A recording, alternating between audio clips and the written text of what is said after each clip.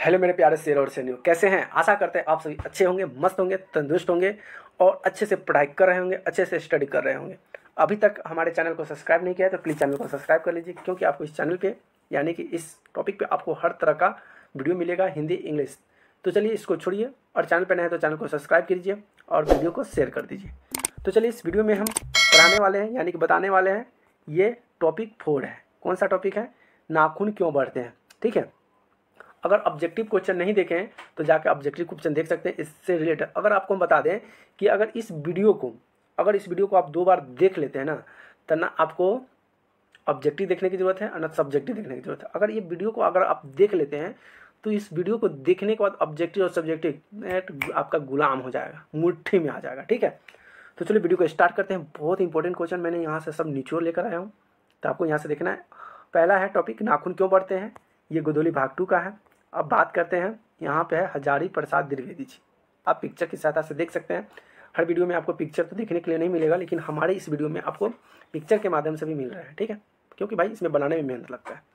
पहला है, ये दिखाई दे रहा है, ये त्रिवेदी जी है। त्रिवेदी नहीं, द्विवेदी जी यानी कि हजारी प्रसाद द्विवेदी। इनका जन्म की बात करें तो जन्म हुआ था 19 अगस्त 1907 में इनका जन्म हुआ था। इनकी मृत्यु जो है 19 मई 1979 ईस्वी में इनकी मृत्यु हो गई थी। क्या बात है, डेट सेम में था। चलिए, नाखून क्यों बढ़ते हैं इनके, तो बता दिया कि हजारी प्रसाद त्रिवेदी इनके लेखक हैं, इनके मृत्यु। और आपको क्वेश्चन में पूछा जाएगा कि हजारी प्रसाद त्रिवेदी जी का मृत्यु कब हुआ था, हजारी प्रसाद त्रिवेदी जी का जन्म कब हुआ था, नाखून क्यों बढ़ते हैं के कवि कौन है, लेखक कौन है, ऐसा क्वेश्चन पूछा जाएगा। तो देखिए 5 क्वेश्चन तो आपको यहीं से बन गया कि हजारी प्रसाद त्रिवेदी जी का जन्म कब हुआ था, हजारी प्रसाद त्रिवेदी जी का मृत्यु कब हुआ था, नाखून क्यों बढ़ते हैं, इनके लेखक कौन है, हजारी प्रसाद द्वारा कौन सी कहानी लिखी गई है। ऑप्शन में रहेगा नाखून क्यों बढ़ते हैं और 3 अदर रहेगा। तो यहाँ से तो आपको 5 क्वेश्चन बन गया जी। तो इसलिए कहते हैं ना कि इस टॉपिक को बढ़िया से पढ़िए, समझ के पढ़िए, क्योंकि ये सारांश है। ठीक है, चलिए अब क्वेश्चन नंबर, अब आगे इसके बारे में पढ़ते हैं।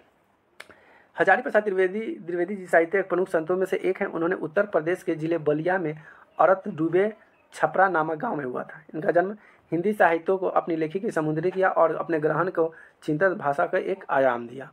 अगला क्या कहता है, अगला कहते हैं, अगला इनके बारे में कहा गया है कि द्विवेदी जी शिक्षा काशी हिंदू विश्वविद्यालय में। देखिए काशी हिंदू विश्वविद्यालय हम भी गए हैं, बनारस में है यार। वहाँ की जो मत पूछिए, बहुत बड़ा यूनिवर्सिटी है जी, हिंदू विश्वविद्यालय, जहाँ संस्कृति, हिंदी और अन्य भारतीय भाषाओं का गहन अध्ययन किया गया। वे हिंदी साहित्य के प्रसिद्ध आलोचक और निबंध के उपन्यासकार और इतिहासकार भी थे। उन्होंने हिंदी साहित्य के इतिहास में भारतीय संस्कृति और प्रबंध को गहन शोध कार्य किए। कोई भी चीज़ में गहन शोध करना, उसके बारे में पढ़ना जानना, फिर उसके बारे में खोज करना, शोध करना कि सच में था कि नहीं था तो कब था, कैसे हुआ, इस सब बारे में शोध करना, ये बहुत प्रसिद्ध थे।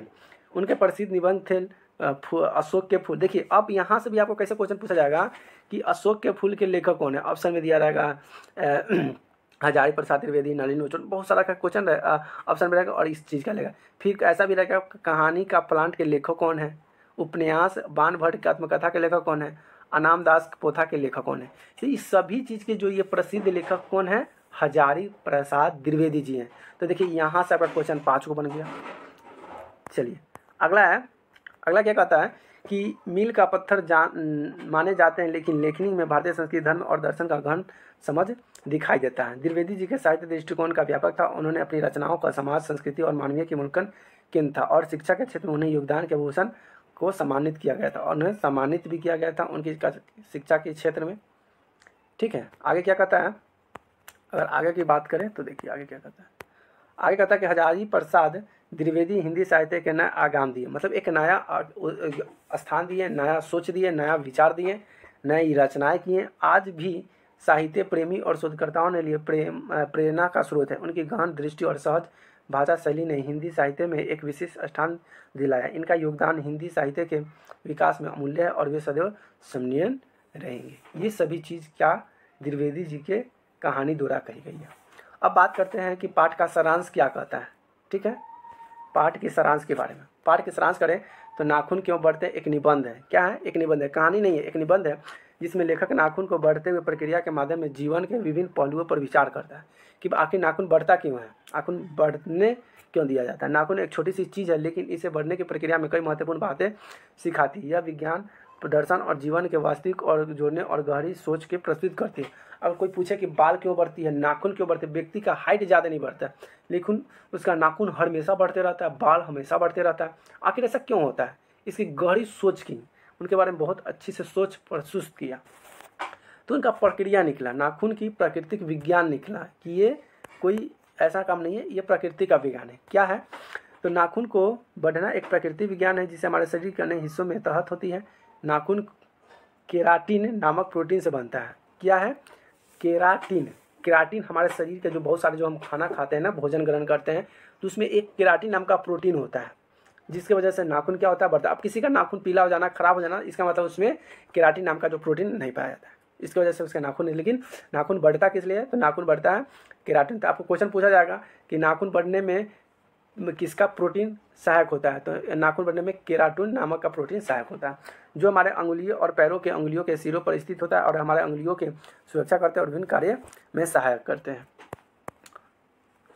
आगे यहाँ देख सकते हैं कि सहायता करते हैं। नाखून बढ़ना शरीर के कोशिकाओं को विभिन्न विभाजन और विधियों में परिणाम करता है। जैसे कि यहाँ देखिए नाखून यहाँ पे देख रहे हैं। अब बताइए कमेंट में, आपको कमेंट में बताना है कि ये जो आपका जो पैर और हाथ का जो नाखून है ये किसका है, मेल और फीमेल का है। चलिए इसको कमेंट में जरूर बताना है आपको। चलिए नाखून की संस्कृति और सामाजिक महत्व भी होता है। क्या सामाजिक महत्व होता है? देख लीजिए। लेखक नाखून के सांस्कृतिक और सामाजिक महत्व में विचार करते हैं कि हमारे समाज में नाखून का कारखाना और उनके सजाने संवारने के एक विशेष महत्व है। सही बात है, आजकल लड़कियों सब नाखून बड़ा कर लेती हैं, उस पर हर डिजाइन का पेंट कर लेती हैं। ठीक है, महिलाओं के लिए सुंदर नाखून का होना एक फैशन और सौंदर्य का प्रतीक माना जाता है। भाई हम तो नहीं मानते, बाकी लड़कियों मानती है, औरत भी मानती है कि नाखून बड़ा रहेगा तो हमें देखने में एट्रैक्टिव लगेंगे, सुंदर लगेंगे, सौंदर्य अच्छा लगेगा। ये सभी नाखून के बारे में कहते हैं। वहीं पुरुष के लिए साफ सुथरे और कटे हुए नाखून उन्हें स्वच्छता और वैभव होने का संकेत मिलता है। और उसके विपरीत देख लीजिए, पुरुष की बात करें तो पुरुष क्या करता है कि नाखून को काटता है, नाखून को बेकार समझता है, नाखून से हो सकता है कभी कभी काम करता है अपना ही नाखून से अपना ही खरोच हो जाता है, तो इसलिए नाखून को काट कर साफ सुथरा पसंद करते हैं। कौन? पुरुष। चलिए कोई लड़कियों कमेंट मत कर देना कि सर लड़कियों के बारे में उल्टा सीधा बोल रहे। नहीं, हम नहीं बोल रहे, इसमें दिया गया है कि लड़कियों सब नाखून बड़ी रखती है और उसके। चलिए अगला है नाखून का दार्शनिक दृष्टिकोण। इसके दार्शनिक दृष्टि क्या है? हजारी प्रसाद द्विवेदी जी नाखून को बढ़ने की प्रक्रिया में जीवन का अभिनंदन और निरंतर का प्रतीक मानते हैं। जैसे कि नाखून बिना किसी रुकावट के बढ़ते रहते हैं, वैसे ही जीवन भी निरंतर आगे बढ़ता रहता है। नाखून का काटना और फिर बढ़ना जीवन का चक्र को दर्शाता है। ये चक्र दर्शाता है कि जीवन निरंतर चलते रहता है और यह हमें सिखाता है कि जीवन में उतार चढ़ाव आते रहते हैं, लेकिन हमें निरंतर आगे बढ़ना चाहिए। और इसका प्रतीक ये भी होता है कि जिस तरह से नाखून आगे बढ़ रहा है उसी तरह से हमें अपने कामों में सफल नहीं हो, तो इसका मतलब ये नहीं है कि हमें रुक जाना चाहिए, हमें बंद कर देना चाहिए, निरंतर काम करना चाहिए। नाखून को देखिए, प्रोटीन मिले कम मिले ज़्यादा मिले, लेकिन नाखून बढ़ना है, उसका काम है बढ़ना, वो बढ़ते रहेगा, कभी कम बढ़ेगा कभी ज़्यादा बढ़ेगा, लेकिन बढ़ते रहेगा, हार नहीं मानेगा। उसी तरह से अगर कोई भी हम काम करते हैं तो काम में उतार चढ़ाव आते रहता है, कभी ज़्यादा कभी कम होते रहता है, उस काम को छोड़ना नहीं चाहिए, काम को नियंत्रण करते रहना चाहिए। ये था नाखून के दृष्टिकोण था। अब बात करते हैं कि पाठ के प्रमुख बिंदु क्या क्या है, इसके मुख्य बिंदु कौन सा है। चलिए अगर मुख्य बिंदु की बात करें तो नाखून की संरचनात्मक विश्लेषण की इसकी पहली बात आ गई कि नाखून के निर्माण उसकी दृष्टिकोण कैसी होती है, समझना पाठ का एक महत्वपूर्ण हिस्सा है। नाखून के आधार पर हम कोशिश और विभाजन होता है और इसे कोशिकाओं से दीर्घ होता है। ठीक है, चलिए अब कुछ ही क्वेश्चन और है जो इम्पोर्टेंट है, मैंने भी कराया हूँ, समझते चलते हैं। धीरे नाखून का आगमन और बढ़ता है प्रतीक प्रोटीन का एक महत्वपूर्ण योगदान है। क्या करा कि इस प्रक्रिया में केरोटीन जो है, प्रोटीन का क्या महत्वपूर्ण योगदान है, इसके प्रतीक है। जीवन का प्रतीक क्या है, इसका क्या प्रतीक है? तो नाखून को नियंत्रण वृद्धि जीवन का अनुत्तर प्रक्रिया को दर्शाती है। जीवन में हमें कई बार समस्या का सामना करना पड़ता है, जैसे सही बात है, जैसे कभी देख लीजिए हम अभी क्या कर रहे हैं, समस्या का बहुत बड़ी सामना कर रहे हैं।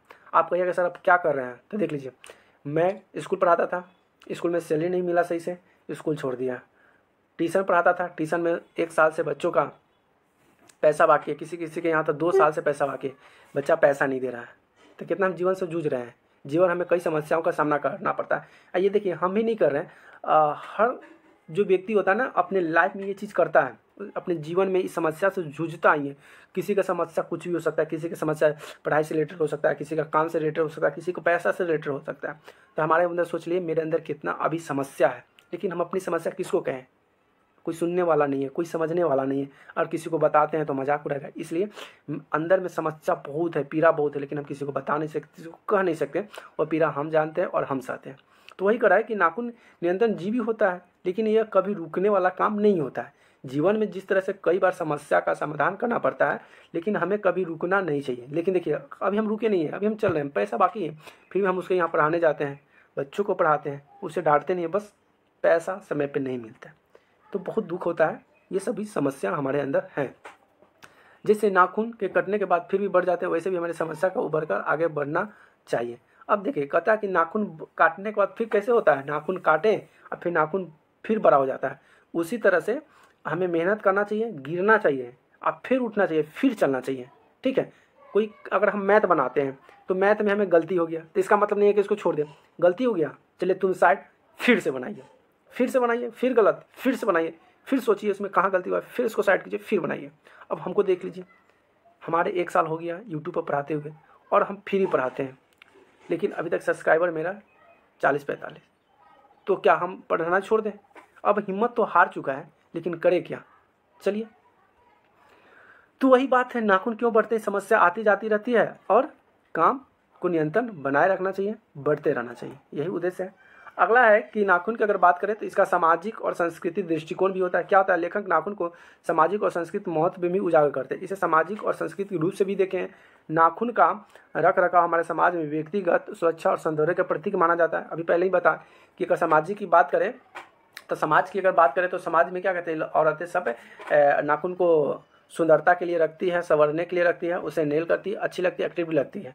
महिला और पुरुष में दोनों के नाखून का महत्व अलग अलग रूप में प्रकट होता है। सही बात है, पुरुष नाखून 9 के बराबर होता है। 100% बताइए कि 99% पुरुष नाखून को नहीं रखते हैं, छोटा रखते हैं, काटते हैं, लेकिन 1% होंगे जो नाखून को थोड़ा सा, वो भी 1 अंगुली में बढ़ा कर रखते हैं। ठीक है लड़कियों, प्लीज़ गुस्सा मत हो जाना। ठीक है, चलिए आगे देखिए। कुछ इसका होता है दार्शनिक दृष्टिकोण से देखा जाए, अगर इसके दृष्टिकोण से देखा जाए तो नाखून को बढ़ने की प्रक्रिया जीवन के दर्शन के रूप में देखना एक अनूठा दृष्टिकोण है। यह हमें यह सिखाता है कि जीवन में नियंत्रण और परिवर्तन का महत्व। सही बात है, जीवन में परिवर्तन होते रहता है, जो व्यक्ति जैसा मेहनत करता है उस तरह से वैसा मिलता है। हमें जीवन में हर पहलू में नियंत्रण और परिवर्तन का महत्व होता है। जैसे कि हमको देख लीजिए, अब साल हो गया, कंटेंट दे रहे हैं, मैथ पढ़ा रहे हैं, हर सब्जेक्ट पढ़ा रहे हैं यार, वीडियो जितना न हो गया उसका सब्सक्राइबर आधा भी नहीं है। वीडियो की बात करें तो 200 के आसपास में वीडियो होने वाला है, लेकिन सब्सक्राइबर की बात करें तो उसका अधिया का अधिया भी नहीं है। तो क्या हम मर जाऊँ? नहीं, हम अपना नियंत्रण, अपना जो निरंतर जो होता है, हम अपना काम करूँगा, कर्तव्य करूँगा। ठीक है, वही करा है कि जीवन में निरंतर परिवर्तन का महत्व है। परिवर्तन होते रहता है। आज हम इस पर पढ़ा रहे हैं, आप लोग की दुआ से, आप लोग के प्यार से, आशीर्वाद से अगर आप कुछ होता है तो हम डिजिटल लेंगे, डिजिटल बोर्ड लेंगे, उस पर पढ़ाएंगे। तो ऐसा मेरी भावना सोच है। देखिए कब तक हो जाए, आप लोग का प्यार आशीर्वाद हुआ तो 2025 में हम डिजिटल बोर्ड पे पढ़ाएंगे, और आप लोग डिजिटल बोर्ड पे 9th 10th के अलावा 12th का भी क्लास करवाएंगे। बस आप लोग से मुझे कुछ भी नहीं चाहिए, बस छोटा सा प्यार चाहिए, आपका आशीर्वाद चाहिए और आपका सपोर्ट चाहिए। ठीक है, तो चलिए, निरंतर परिवर्तन होता है जीवन में, हर पहलू में नियंत्रण और अवनतता का महत्व होते रहता है। उतार चढ़ाव आती रहती है, लेकिन अपने काम में नियंत्रण करते रहना चाहिए। काम करने का तरीका बदलना चाहिए, लेकिन काम बदलना नहीं, काम छोड़ना नहीं चाहिए। और हमारे पढ़ाना है, यूट्यूब पर पढ़ाना है तो हम पढ़ाएंगे, ये मेरा क्या है, ये मेरा लक्ष्य है। लेकिन इसके पढ़ाने का अलग अलग रूल हो सकता है, कॉपी कलम हो सकता है, व्हाइट बोर्ड हो सकता है, डिजिटल बोर्ड हो सकता है, ऐसे पढ़ा रहे इस पर हो सकता है। तो हम पढ़ाएंगे, मेरे पढ़ाने का शेड्यूल चेंज हो सकता है कि आपके प्यार की वजह से मैं डिजिटल बोर्ड लाऊं, लेकिन पढ़ाऊंगा जरूर, मेरा ये सपना है। चलिए, अगर आगे बात करें, निष्कर्ष की बात करते हैं, इसका क्या क्या निष्कर्ष निकलता है कहानी का। तो कहानी का अगर बात करें, निष्कर्ष की बात करें तो हजारी प्रसाद द्विवेदी का निबंध नाखून क्यों बढ़ते हैं न केवल यह वैज्ञानिक दृष्टिकोण से प्रस्तुत करता है, बल्कि जीवन के विभिन्न पहलुओं पर भी गहन विचार करता है। आपको नहीं बता दें कि नाखून के बारे में बताया ना, कि नाखून किसके बारे में, तो नाखून जो है मनुष्य के बारे में, जीव जंतु के बारे में, यानी कि विभिन्न पहलुओं के बारे में कि नाखून जिस तरह से नाखून बढ़ता है उस तरह से अपने जीवन में हताश नहीं होना। नाखून कट जाता है फिर बढ़ता है, उसी तरह से हम अपने जीवन में गिरे फिर उठेंगे, फिर गिरेंगे फिर दौड़ेंगे, फिर गिरेंगे फिर दौड़ेंगे, चलते रहेंगे। निरंतर ये क्रिया हमेशा होते रहेगा और सब व्यक्ति के साथ कुछ न कुछ क्षेत्र में होता ही रहता है।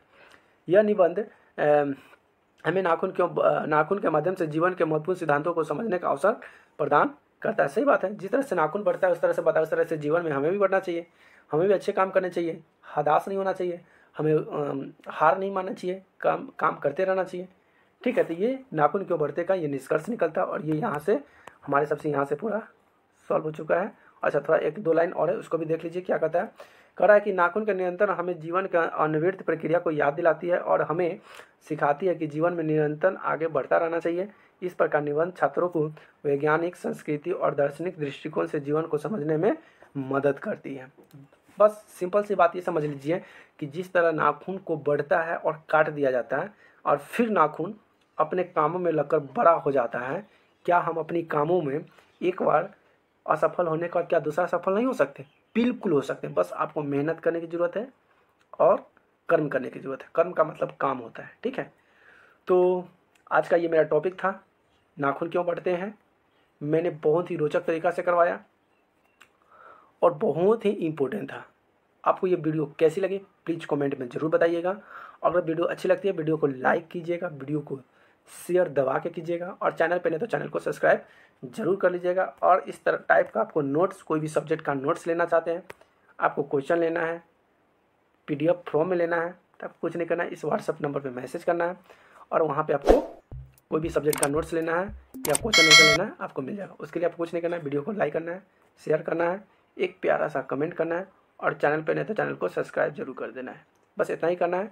आपका जो भी 10th का एग्ज़ाम है सभी में अच्छे से नंबर कवर हो जाएगा। ठीक है, वीडियो देखने के लिए बहुत बहुत धन्यवाद। Thank you so much, love you.